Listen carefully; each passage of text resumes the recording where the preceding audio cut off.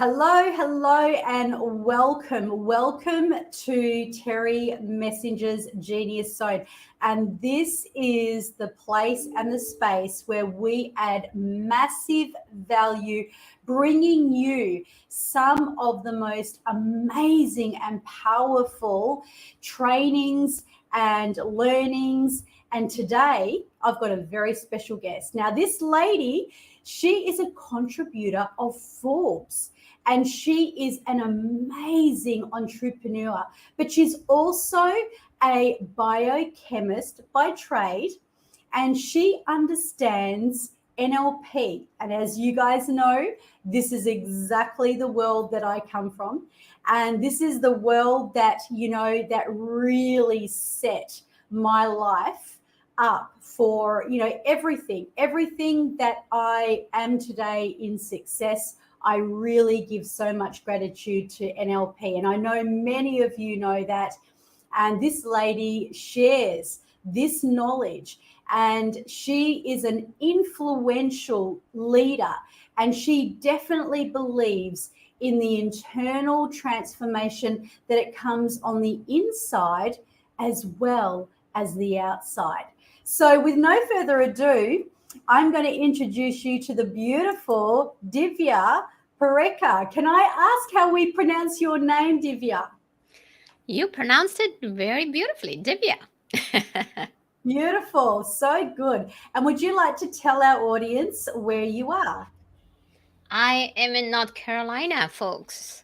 Eastern Time, Beautiful. US.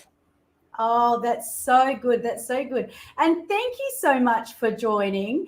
And, as I kind of like really bring people onto the show, what I really love is I love being able to, talk about some of the elements that have really transformed people's lives. So I'm going to kick off with a little example of something recently that I've done, and then we're going to move over to you, your expertise, and all the things. How does that sound? Sounds wonderful. That's amazing. So, Divya, I know that you are a very firm believer. You hold a lot of values very similar to me, and you really believe in that internal, external transformation. And, I just cannot agree with you more. And, in fact, I have found, and I know this is something that you do as well, because, I've built this kind of hybrid program. And so right at the top end, we are kind of rolling out the red carpet, and we're launching coaches, and we're creating their programs. But one of the things that I find with so many people, even when they come in and learn the art of neuro-linguistic programming, is that quite often they don't know where to start, right? So I tell you where to start. This is what I think, and I'm absolutely 100% confident that you're going to agree with this. I believe that without a single word of doubt, it all starts with your transformation within. Because without, really having that ability to clear your mind, release all the baggage, let go of the old stories, how on earth are you going to take in all the learnings? How are you going to be, the greatest person that you possibly can be in your field if you're clouded and you're blocked? So, Divya, tell us about your work. And, obviously, I'm going to ask you a question, and I love asking this question. But if you could really nail down one of the most potent, powerful modalities, one of the processes that you have seen exponentially changing your clients' lives, which one would it be? And can you tell us about that? Absolutely. So, one of the things that I will share is about having cognitive behavioral, I don't want to use the Yes. word T, the therapy, but it is the cognitive behavioral techniques. And the reason I say it's so powerful is that we come from a place that doesn't matter what has happened to you. You may have gone through the worst of worst traumas. We come with the hope that you can change. The brain can change. So there are billions of neurons in the brain. And surprisingly, just in our prefrontal cortex lies the seat of consciousness, that imagination. And if even we were to compare our brain with the masses and number of neurons with a lot of other mammals, it's quite similar. And yet we have so much negativity. And the key is that it's because we identify with our beliefs. And if somebody challenges those beliefs, we are like, no, no, no, we are going to go to battle with you. And with cognitive behavioral techniques, what you're doing is you don't worry about what has been happening. You start creating new habits, you start creating new beliefs. And when you start creating new beliefs, what happens is that it's almost like let's I'll give a story of one of my clients.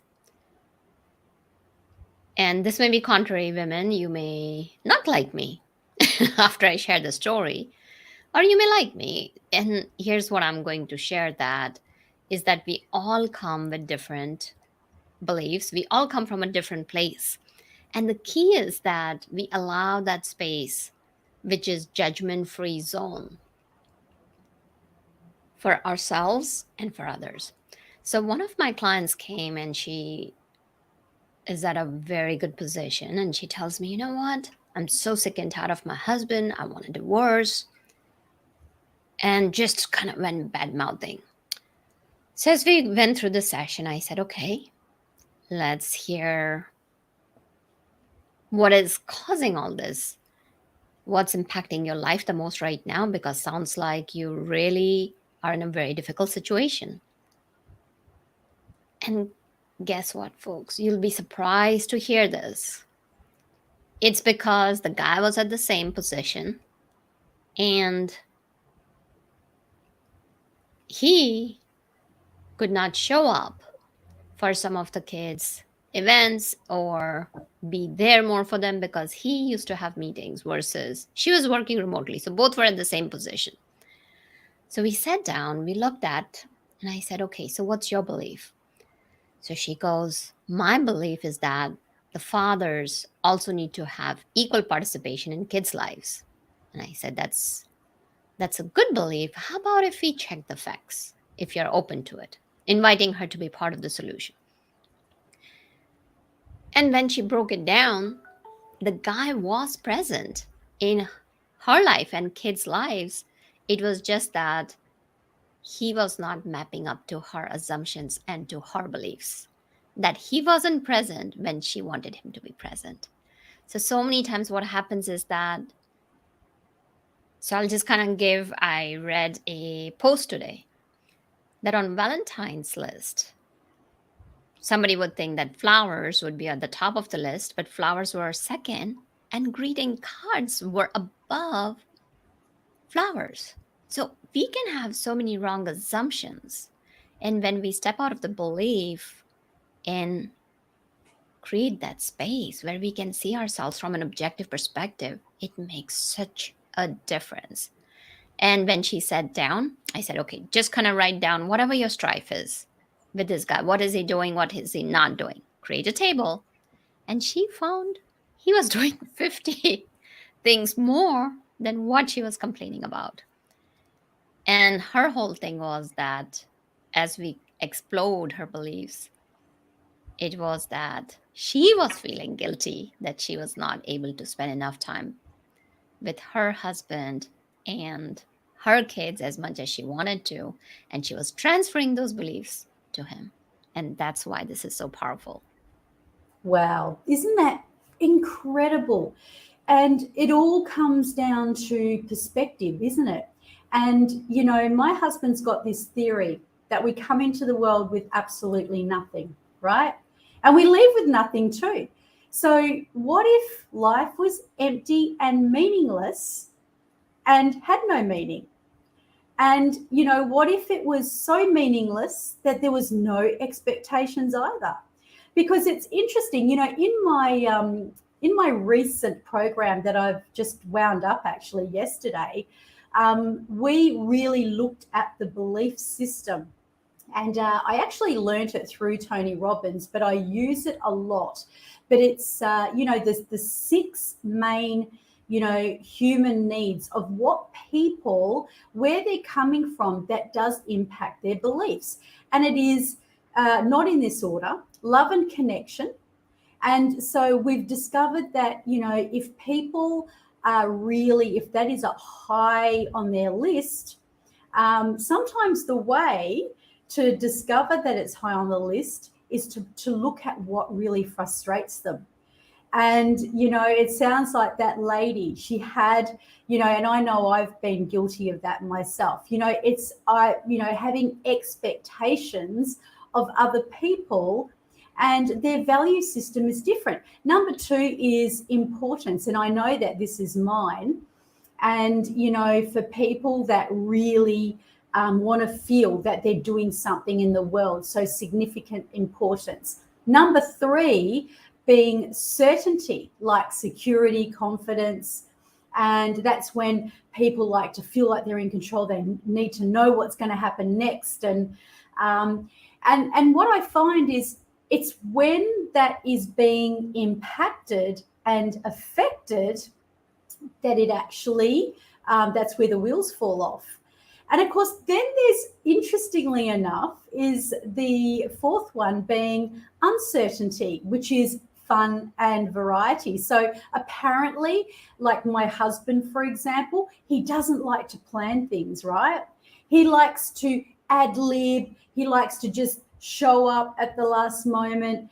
And, that would drive some people absolutely nuts. But his human need is to have that uncertainty, where for the person who wants certainty, it could have an enormous impact. And of course, the other two are spiritual, which is the contribution and the personal growth. And those two are a focus, but it's usually around those four things. And I'll say to people, especially like what you've just said, if they've come through a relationship, like in their relationship, because let's face it, Divya, you would find this, that everything is about relationships, right? Whether it is the life partner, the person we work with, the friend, it's nearly always got somebody else's in there, right? And I remember having a guy that came to see me once, and he said, I really love my wife, but I love to go out every night of the week, and I love to kind of have fun with the boys. And she's really suffering. And as we actually found out what her need was, it wasn't actually love and connection, but it was importance, right? So I said to him, I want you to trial this. I want you to go home to her, and I want you to say to her, I love you so much, and I value you so much. And, you are so important to me. You are so important to me. I'm going to go down the pub and have some drinks with my mates, but I'm going to come home, and I'll be home at 10 o'clock. And anyway, he did this, and he said he did it every single night, but he told her how important she was. And he said, Terry, it was magic. It's like she needed to hear that. She needed to feel that. And, in my experience, Divya, and I'll ask you this question, do you find that a lot of your clients, what they're usually coming to see you for, like quite often if you look at what people want, it reflects on something that they haven't got, or something that really is missing in their lives. Do you find that with your own clients that quite often they are showing up in their life now as a result to something really, quite significant that's happened to them in their childhood or the years, obviously beyond? Yeah, it definitely has an impact. And It is so interesting because I always kind of say that one size shoe does not fit all. There are people, I'm just going to give you a couple of stories. So there was this one woman who came to me, very powerful entrepreneur, making six figures and just doing great. And she said that I just can't seem to break my own ceiling. It's something in my mind that I do not go over 150K. And I want to hit 300 and then touch 500,000. No matter, I try so many things, so many things. So we sat down and going back to the belief system, we did some digging, did a deep dive. And what we found was that her parents used to aim for, oh gosh, we'd be so happy if we just made six figures. We could get this, we could get that, we could get this. And she just sat there and looked at me and said, I can't believe it. So we did this exercise, since we're talking about that your audience can walk away with it. So where we did this visualization where she was going through her emotions and she pictured her younger self right in front of her. And as she pictured her younger self, she was saying that it's okay to make more. Because as she recalled, as we were doing the visualization, what she shared was that my younger self says that, you know what? I'm going to do it. I'm going to make it. I'm going to make six figures. So in her head, six figures was just get past that 99,000, touch that 100,000. It was not the high. Wow. And she brought her in. We went through the deeper visualization. And her younger self said, oh, she invited her younger self and said, how about, would you like to come and play with me? And we achieve more things. And her younger self got off the chair, came to her, held her hand, and said, yeah, let's do it. And what's amazing is that she had come to me somewhere around like February. That year, she made 350K. Wow, that's so good. She broke through Yeah, the ceiling. break through the ceiling. So here's one example. And then another story that I wanted to share with you is that this person came to me, she was referred to me by someone, and it was nothing but everybody else's fault. Blame, blame, blame, blame game. And what had happened was, as she was growing up, she never measured up to her mom. Her mom was always faulting her. Your hair is not straight. Your dress is not like this. Your bed is not like that. So constantly. And her mom used to blame everyone. So two things happen. So she was over there, and I don't want to go into her story much, but kind of going back to your question is that some people break the cycle and some people perpetuate the cycle. So in the first case, she broke the cycle, she achieved it, and yet there was this belief system that was holding her back.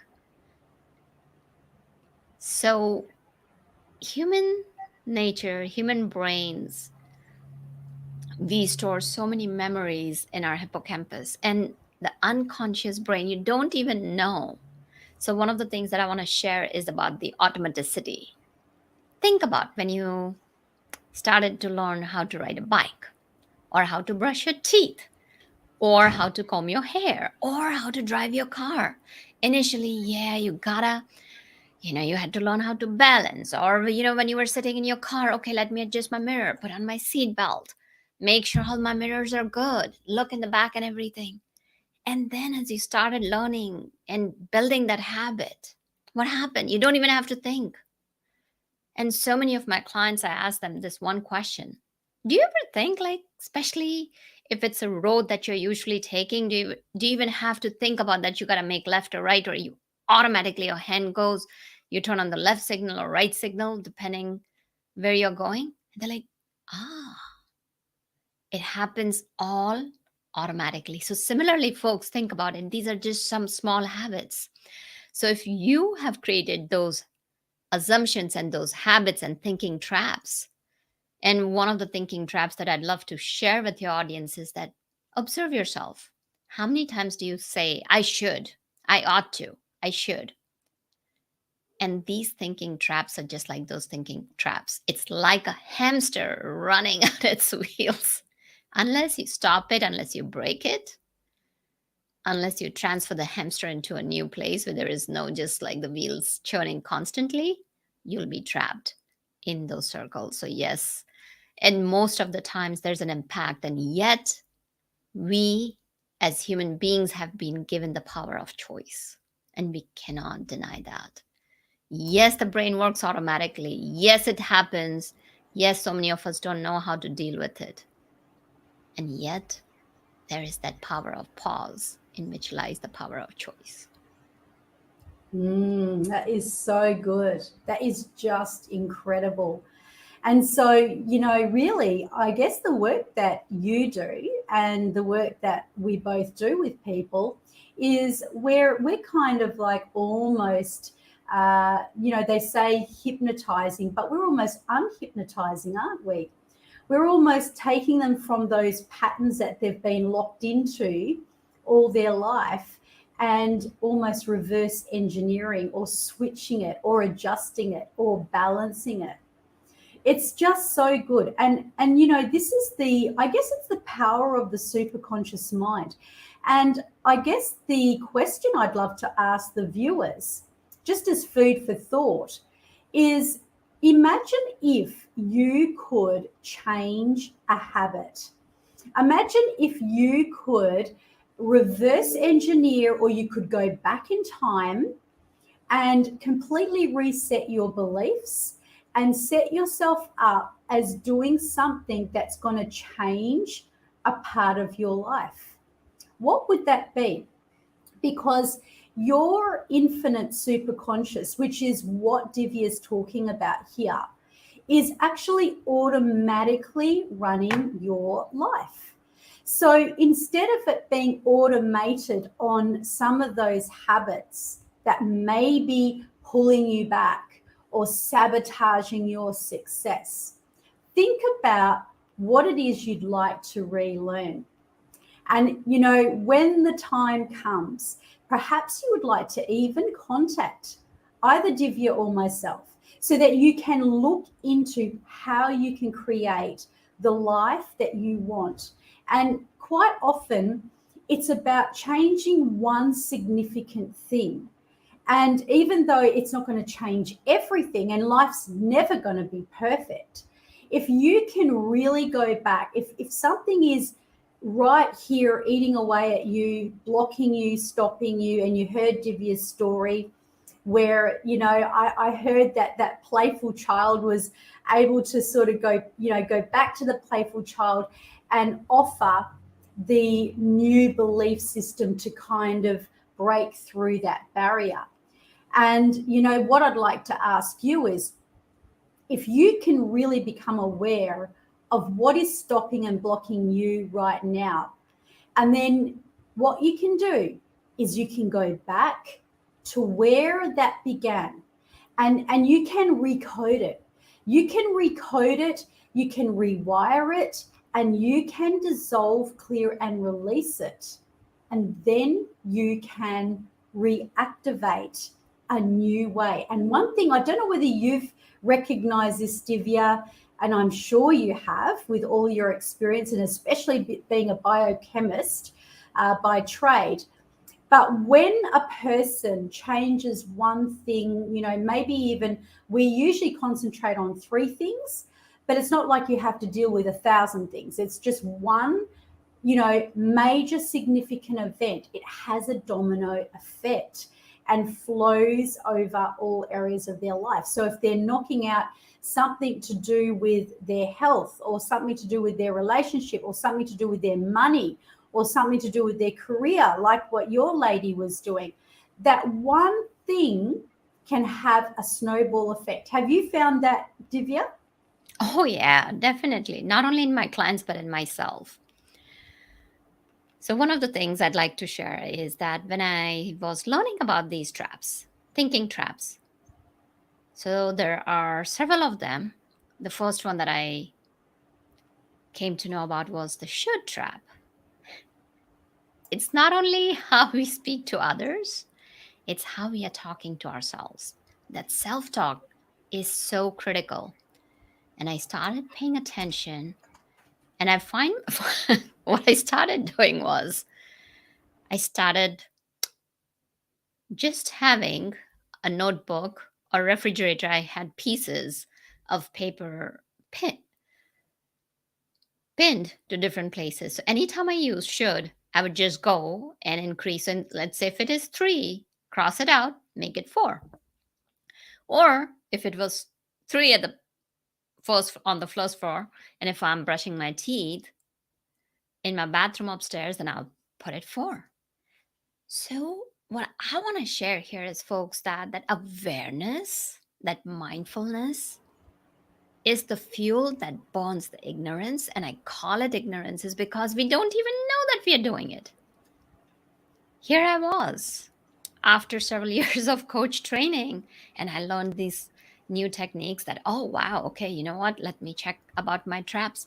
I'm like, oh, check this, check this. I'm finding I had 2 to 3 traps running continuously. So, what happened was that because I was aware, I started becoming aware of other things. So, the key is to focus on one thing, and you'll find that you will start changing things in different areas. And by the fact, I make a point to be very aware of if I'm using the word should. So if I was using the word should to myself, to kids, to partner, or to friends, or to my clients, and that started changing the way I started speaking overall, because it brought that awareness, that attention to how I was speaking to myself, how I was speaking to others, and what kind of relationship did I have. Because one thing I'll tell you that should is, it made me realize that, gosh, I'm not as important to myself. If I'm not important to myself, Exactly. then Absolutely. so 100%. yeah. So basically, the thing is that it does snowball. And ultimately, it's about the relationship you have with yourself. And know that it's not Mm. that just because you don't have a good relationship with yourself in one aspect, that you don't have good relationship in all different areas. So I found out that expectations from myself were rock high. They were like, yes, you know what? There's such, yes, very high expectations, sky high, and I gotta do this. I should do this. And then when I realized it, hmm, mistakes happen. It's okay. And if I'm not able to finish off all the work, so I started making goals that were more relaxed, that included more fun. And it was just amazing how I started seeing. That's so good. So, when you started actually changing your sort of, I guess, your expectations of yourself, and began making them like more fun. Yes. So I used to do fun. It's not like I've not done fun in my life. And then I Yeah. realized, how about if I did one new thing every single day? Try it out. It could be simple thing. It could be trying out a new blend of coffee, or trying out a new type of chocolate, or going and calling a friend that I hadn't spoken to, trying out a new trail. And just simple things added to life brought so much spice to life that it's Amazing. amazing. That's Things just just so started good. changing. It's that's fantastic, because I know that in the DNA activation that I do within the Genius Zone, what people have to do for their homework is, instead of like with the transformation, we did a lot of writing around what are you going to look like, what's your best life going to mean for you, what is it going to give you, what do you need to change, all those sorts of things, to here's your homework. You are required to list some of the best fun things for yourself that you are going to do for you this week. So instead of giving people tasks about, doing this and doing that, like the should that you talked about, it's like, what are you going to do for you? And this is actually part of the prerequisite. This is part of the requirement. It's so exciting. And Divya, what you've brought to our audience today is absolutely phenomenal. And what we're going to do is we're going to ask that you would give a link that we can utilize for our viewers. So it will be in the podcast. You'll see how to contact Divya inside the link here. And if you were to verbalize one place, where do people find you? Where would it be? You can find me on my website, www.entrepreneur.divyaparekh.com. And we'll make sure that that's definitely listed in the podcast for our viewers to contact you. So thank you so very much for your time and the invaluable, just these beautiful pieces that you've given today from your many years of knowledge. I just want to really thank you. And remember, guys, if you have heard here today and it resonates with you and you want to contact Divya, do not hesitate. Get in touch with Divya through the link. And Divya, we will see you next time. Absolutely. Thank you, Terry, for having me. And thank you, listeners, because without you, of course, any podcast would not be a podcast. Thank you. That's right. Thank you. Okay, just stay in the backstage and I'll be right with you. So wasn't that amazing? So please go to the link if you want to contact Divya. If you have something you want to share, you want to come on my show and you want to have this beautiful, juicy conversation, and you've got something that you want to give, or perhaps you would like me to dig deep for you and find your zone of genius. That's what this is all about. So if you're a listener, you're going to get massive value. And, this is the place where we just unleash it all. You'll see it, whether it is people like Divya bringing their message to you, or whether it will be me extrapolating and showing you how to move down through those layers and really get to your zone of genius. So until next time, bye for now and have a fantastic week.